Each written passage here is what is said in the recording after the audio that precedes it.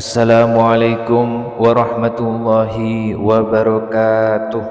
Syukur alhamdulillah kita masih bisa berjumpa lagi di channel ini.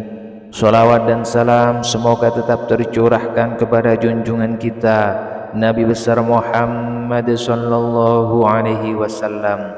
Allahumma sholli ala sayyidina Muhammad wa ala ali sayyidina wa maulana Muhammad. Harapan dan doa saya, semoga saudaraku semua diberikan kesehatan, murah rezeki, diampuni segala dosa dan dipanjangkan umurnya. Amin amin ya rabbal alamin. Sahabat beriman yang dirahmati Allah, salat dalam ajaran agama Islam memiliki peran yang penting dalam mendekatkan diri kepada Allah Subhanahu wa taala. Salat merupakan salah satu hal yang wajib atau fardu ain untuk dilakukan bagi seorang umat muslim yang telah akil balik dan berakal. Salat juga digunakan sebagai pendekatan dalam mewujudkan ikatan dan jiwa kerohanian kita kepada Allah Subhanahu wa taala. Adapun bermacam-macam jenis salat wajib dan salat sunnah dalam hukum Islam. Salat wajib atau fardu ain yang harus dilakukan umat muslim yaitu sebanyak 5 kali dalam sehari, yang meliputi salat subuh 2 rakaat, zuhur 4 rakaat, asyar 4 rakaat, maghrib 3 rakaat dan isya 4 rakaat. Sedangkan salat sunnah meliputi salat rawatib, salat tahiyatul masjid, salat taubat, salat istikharah, salat fajar, salat witir, salat duha, salat tahajud, salat hajat, salat tasbih dan lain sebagainya. Pada kesempatan kali ini kami akan membahas secara keseluruhan tentang salat wajib, terutama yaitu salat tahajud.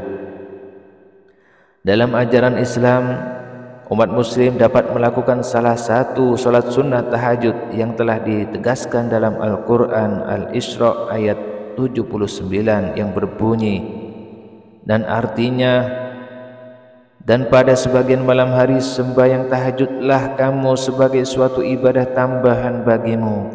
Mudah-mudahan Tuhanmu mengangkat kamu ke tempat yang terpuji. Adapun dalam sebuah riwayat hadis yang dikemukakan oleh Abu Hurairah, Rasulullah sallallahu alaihi wasallam bersabda bahwasanya Rasulullah sallallahu alaihi wasallam ditanya orang, salat manakah yang paling utama setelah salat yang wajib diwajibkan, yaitu 5 waktu. Rasulullah sallallahu alaihi wasallam menjawab, salat tahajud. Hadis riwayat Muslim. Tidak hanya itu, terdapat dalam surat lain yang menerangkan bahwa bangun tengah malam untuk melaksanakan salat tahajud dan membaca Al-Quran dengan khusyuk maka akan membuat iman menjadi kuat dan membina diri pribadi menjadi lebih baik.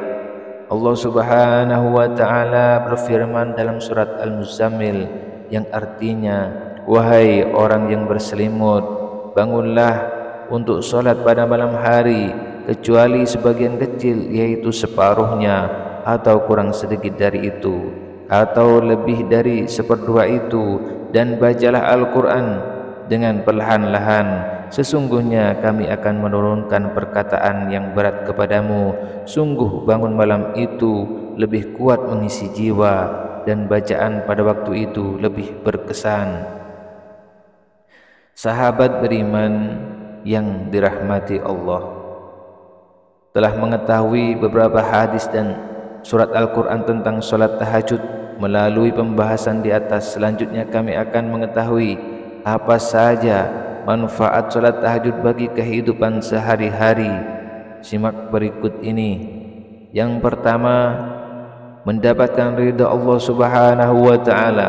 Bagi umat muslim yang dapat menjalankan salat sunat tahajud secara rutin, maka akan mendapatkan salah satu manfaat, yaitu mendapat ridha dari Allah Subhanahu wa taala.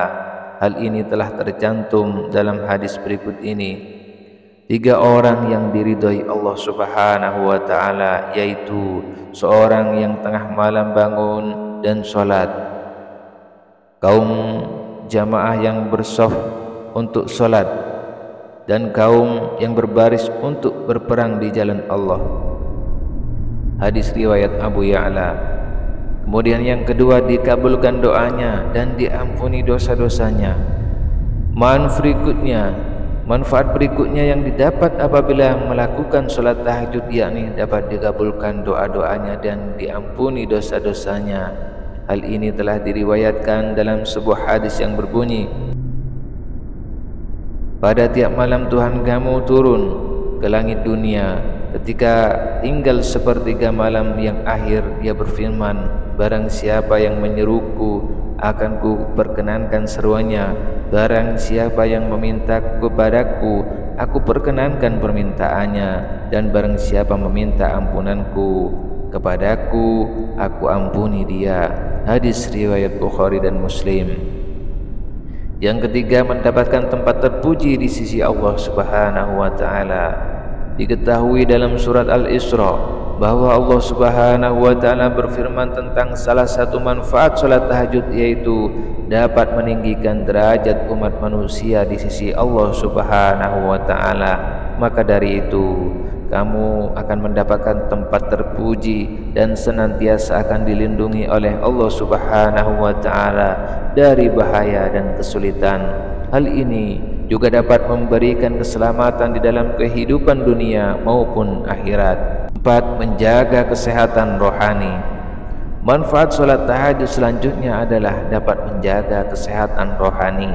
Apabila kamu dapat melakukan ibadah solat sunnah secara rutin di malam hari, maka amalan ibadah paling utama akan mendapatkan keistimewaan dalam hidup, yang salah satunya adalah kesehatan rohani yang akan selalu terjaga setiap harinya.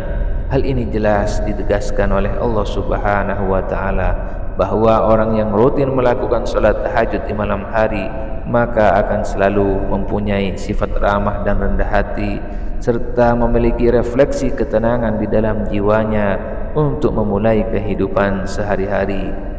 Allah Subhanahu wa taala berfirman yang berbunyi, dan hamba-hamba Tuhan yang maha penyayang itu ialah orang-orang yang berjalan di atas bumi dengan rendah hati, dan apabila orang-orang jahil menyapa mereka mengucapkan kata-kata yang baik, dan orang yang melewati malam hari dengan bersujud dan berdiri untuk Tuhan mereka.